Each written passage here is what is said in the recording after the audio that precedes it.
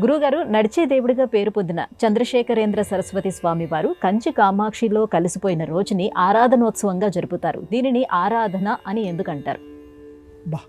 వారి పేరు తలుచుకుంటేనే ఈ జాతి పులకరించిపోతుంది. నడిచే దేవుడు, ఇంకే పీఠాధిపతికి అటువంటి పేరు లేదమ్మా. కేవలం ఇప్పుడు మీరు పలికినటువంటి శ్రీ చంద్రశేఖరేంద్ర సరస్వతి స్వామి వారికి మాత్రమే ఆ పేరు పెట్టారు. నడిచే దేవుడు, ఇంకంతకు తిరుగులేదు. అటువంటి ఆ మహానుభావుడు కంచి కామాక్షిలో కలిసిపోయినటువంటి రోజు ఈరోజు. ఈ రోజుని ఆయన యొక్క ఆరాధన కింద జరుపుకుంటూ ఉంటారు. ఎందుకనండి ఆరాధన ఏమిటి అని అంటే, ఆరాధన అనేటువంటి పదానికి అర్థం ఏమిటంటే పూజ అని మన లోకంలో మనం చెప్పుకుంటూ ఉంటాం. వారిని ఈరోజు మనం అందరం కూడా పూజించుకోవాలి. పూజా సేవాయాం అని సంస్కృతంలో ఒక మాట ఉంది. పూజా సేవాయాం అంటే, పూజ అనే పదానికి అర్థం ఏంటంటే సేవ చెయ్యటము అని అర్థం. కాబట్టి ఒక భగవంతుడి దగ్గర ఆయన సృష్టిలో ఉన్నటువంటి పూలనే ఆయన పాదాల దగ్గర మనం ఏ రకంగా పెట్టి స్వామివారి యొక్క అనుగ్రహాన్ని మనం పొందాలని మనందరం ప్రయత్నం చేస్తామో, ఆ రకంగానే ఈ నడిచే దేవుడైనటువంటి కంచి స్వామి వారు కంచి కామాక్షిలో కలిసిపోయినటువంటి ఈ రోజున ఆరాధన చెయ్యాలి. ఇప్పుడు లేరు కదండి, మరి ఎక్కడో ఉన్నటువంటి కంచికి మేమందరం వెళ్ళలేం కదండి. అక్కడ ఉన్నటువంటి స్వామికి ఇక్కడంటే ఏదో పూలు పెట్టగలం, కానీ అంటే ఇక్కడ నీ ఇంటిలో ఒక చిత్రపటం ఉంటుంది కదా, ఆ చిత్రపటానికి నీ యొక్క అక్షరాలు అనేటువంటి పుష్పాలు సమర్పించు, లేదా పూలు దొరికితే ఆ పూలనే స్వామివారి దగ్గర పెట్టు.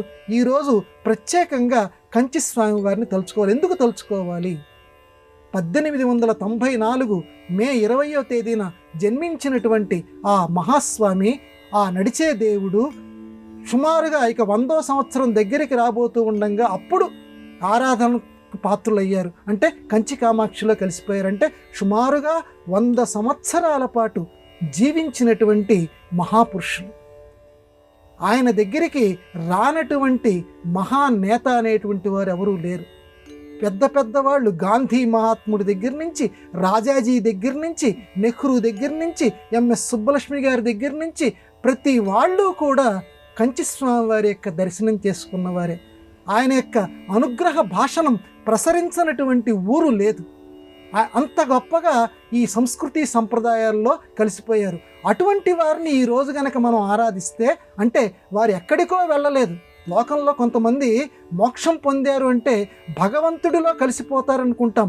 భగవంతుడు తన ప్రతినిధిగా లోకంలో కొంతమందిని అట్టే పెడుతూ ఉంటారట, తనతో పాటుగా లోకాన్ని రక్షించడానికి.